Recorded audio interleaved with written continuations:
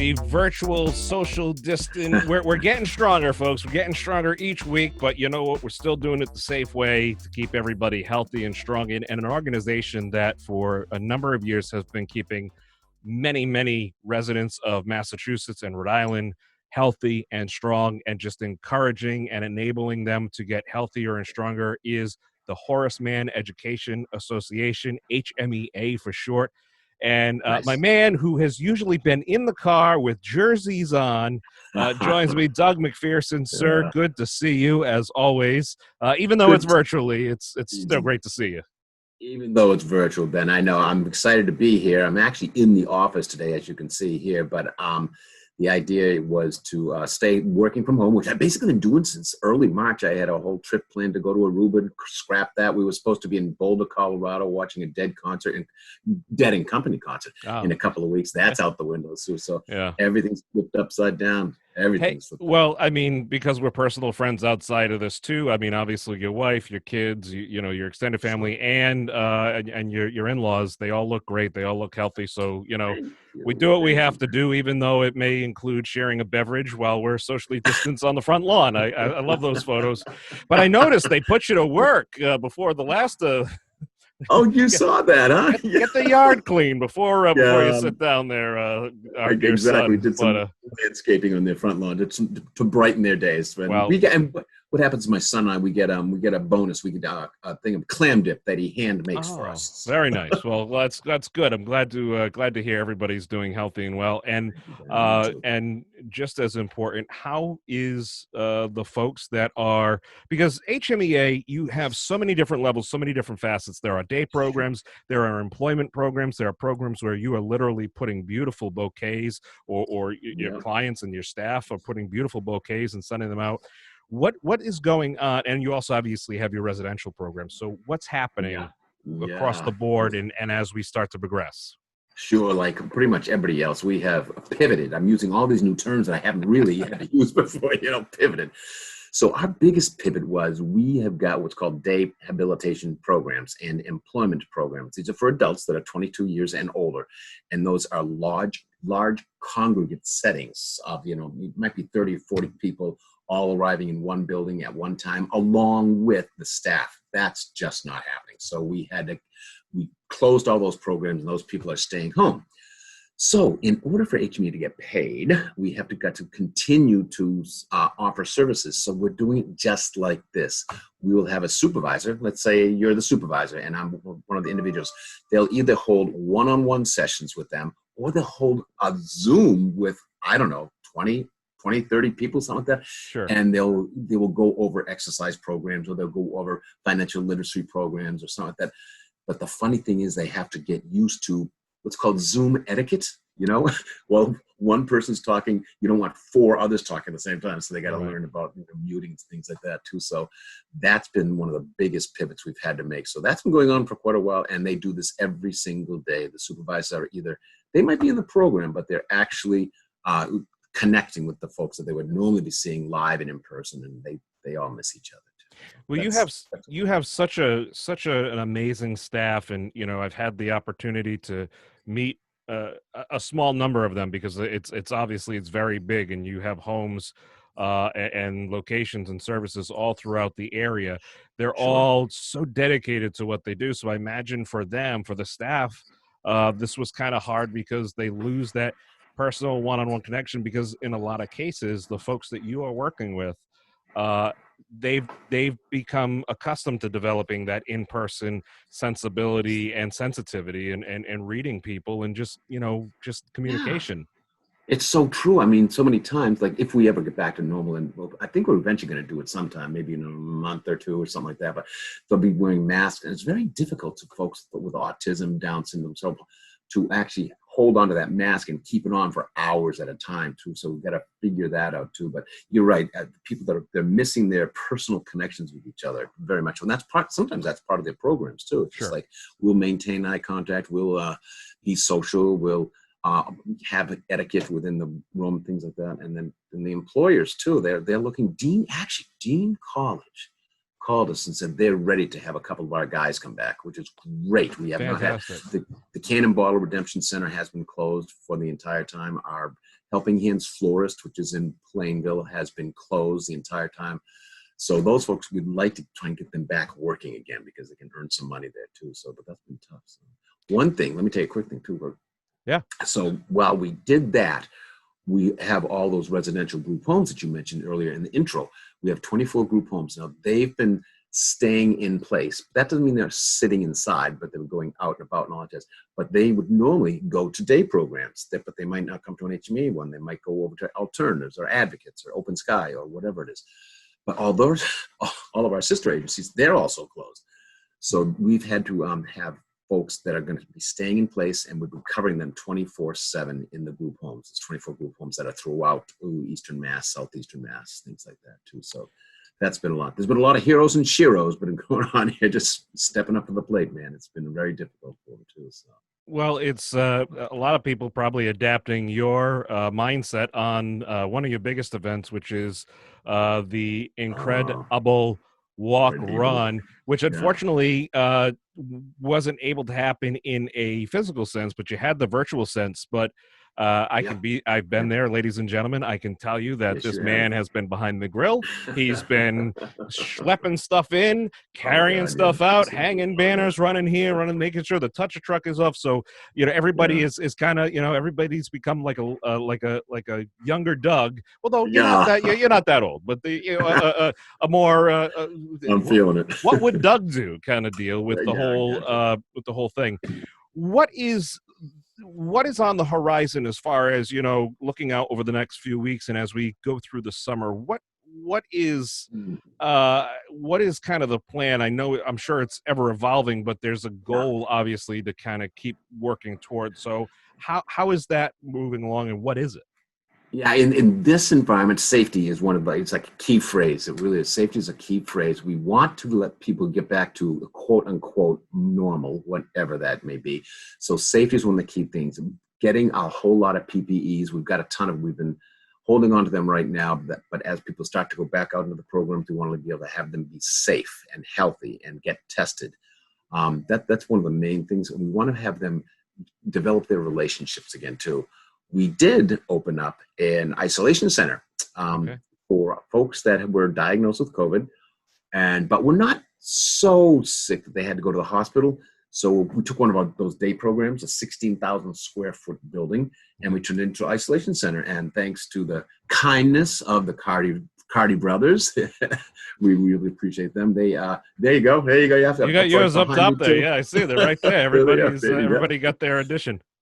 They helped us with furnishing the center there too. So it was really, really nice. Very, very nice of them to help us do that. So we only had 8 individuals have to go in and out of there. And one actually went in and then had to go to the hospital and came back out.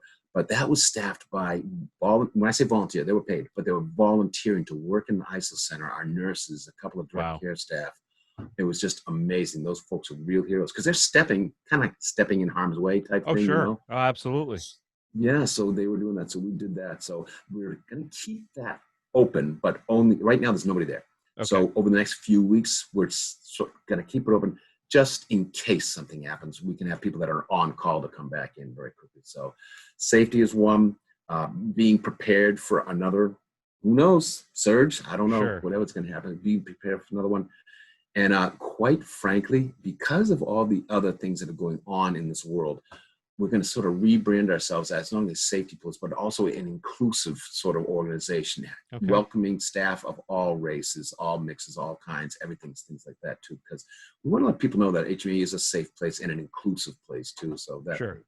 You know what? Oh, I know one other quick thing I forgot to mention. Please. Was telehealth. Yes. Telehealth is a big thing for us. Yeah, our children, especially the children's services, they're doing one-on-one ABA, applied behavior analysts.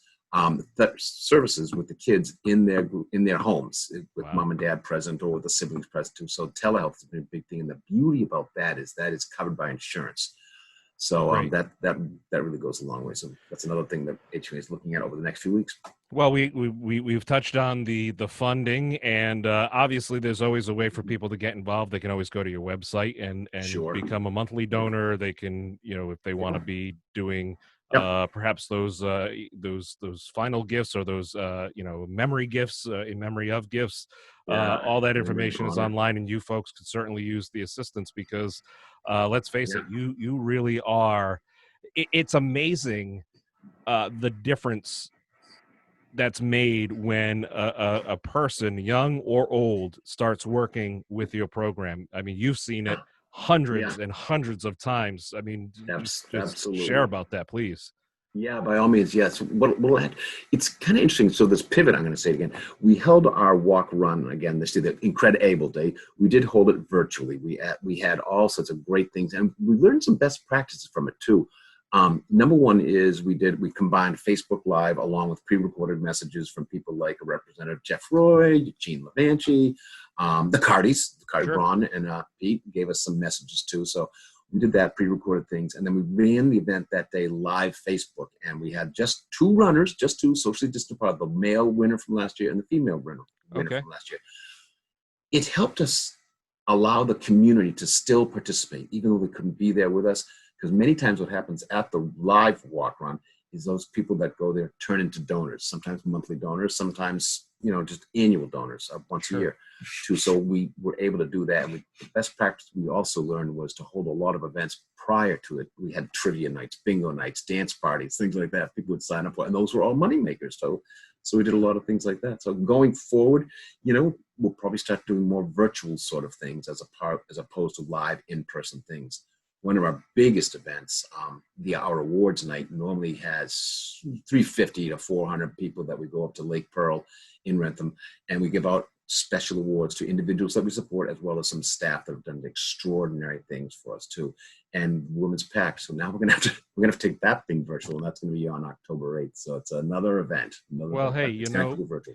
this is a great time for people, if you've never heard of HMEA, to start looking into the great work that they're doing, learn about what they do, because you never Thank you. know.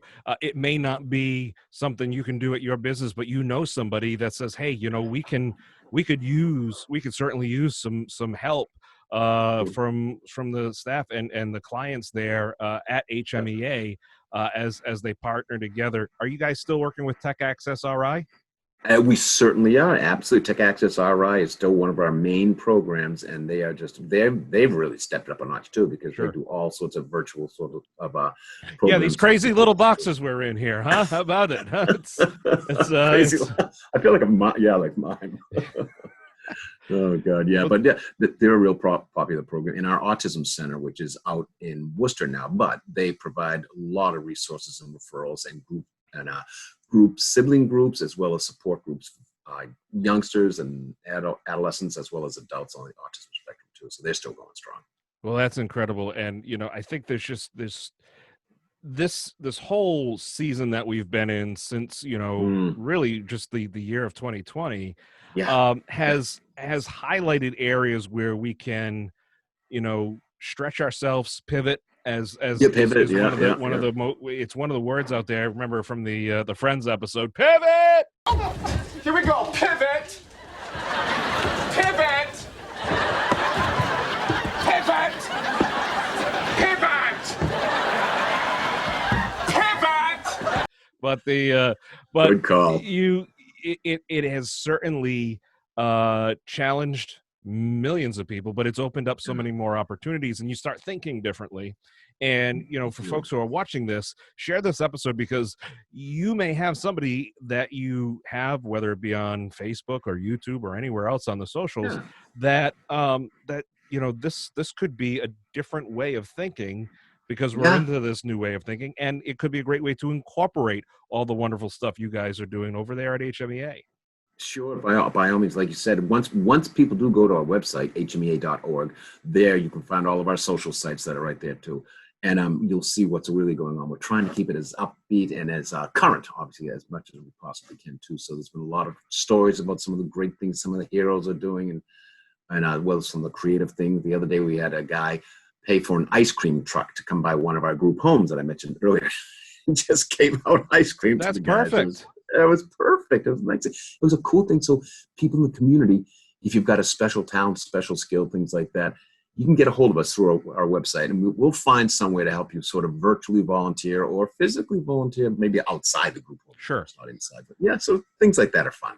The important thing is you folks are there. You never went away. You've been there this entire time, and hats off and kudos to all your staff. Thanks, Ben. Your people are truly special people for not only the clients that they work with, but also the families of those clients. Because there's just, we went through a time with just so much uncertainty. Having that peace of mind, I'm sure went a long way, and I'm sure. I mean, let's face it. Everybody went through a point in this whole thing where it's like you kind of hit the wall. It's like, what are we doing here? But you had, and when if you're running a group home and you've got, anywhere from 4 to 6, 8, 10, however many individuals in that home who are all of a sudden hitting it at the same time. What are we doing here? Yes. It takes a lot of patience, a lot of talent, and that's something that Mike, the whole leadership team over there. Hats off and kudos to all of you folks for just pulling together such a monumental effort over the past couple months. The good news is there will be a new the new normal, and then there will be back to normal once they figure everything out, and we can have those races once again and get together and go on car rides and get that ice cream. That'll be. I look forward to that. We should do that sometime. And we're both very fond of that, so it works out. So, Doug, it was great to see you. Please give my best to the entire staff as well as your family. Glad to see everybody's healthy, and this has been great chatting with you, folks. Follow these people. HMEA, Horace Mann Educational Association. You want to be inspired? They got the inspiration. I'll tell you that right now. Thank you, Ben. Really appreciate it. Good stuff. All right.